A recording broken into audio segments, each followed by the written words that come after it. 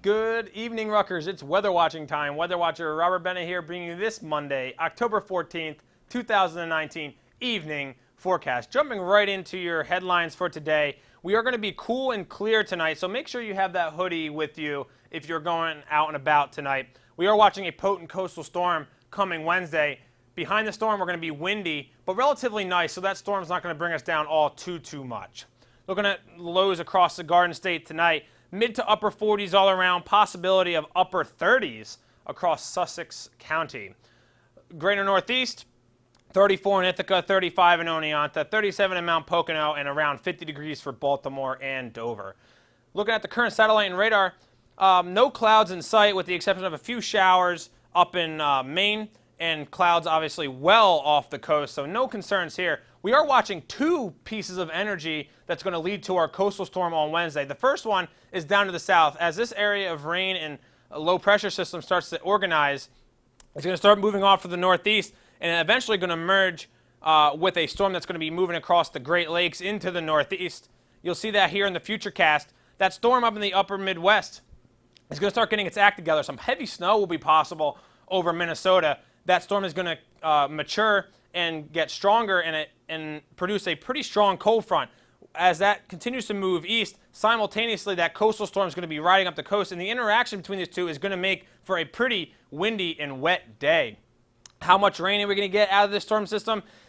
I'm thinking in the general area of 1 to 2 inches of rain, possibly locally higher amounts as you head up into New England, possibility of over 3 inches of rain for Long Island in areas of Massachusetts and Connecticut, up into Vermont and New Hampshire. So this is really going to be able to alleviate some of the drought issues that we have been seeing across especially southwest New Jersey. So hopefully we can bust out of that moderate drought. Also, the other story is going to be the strong winds behind the storm. As this storm continues to move off to the northeast, it's going to deepen and strengthen even further into the Gulf of Maine. And behind the storm system, where these isobars get closer together, that's where you have stronger winds. It's called a pressure gradient force, and where they, like I said, when they get closer together, the winds will be stronger. So winds could gust as high as 30 to 40 miles an hour across much of New Jersey, Pennsylvania, and upstate New York. With it, some tree and power line damage will be possible. So it wouldn't shock me if there are some locally isolated, scattered power outages throughout the region as well. But nothing like that tonight. 45 degrees here in New Brunswick, light and variable winds with a clear and cool sky. 7 for your 7-day forecast. We get a really nice day again tomorrow, 66 degrees under sunny conditions. Wednesday is our coastal storm with wind and wind-driven rain, temperature of 68 degrees. Breezy on your Thursday. Those winds could gust to 30 to 40 miles an hour at times.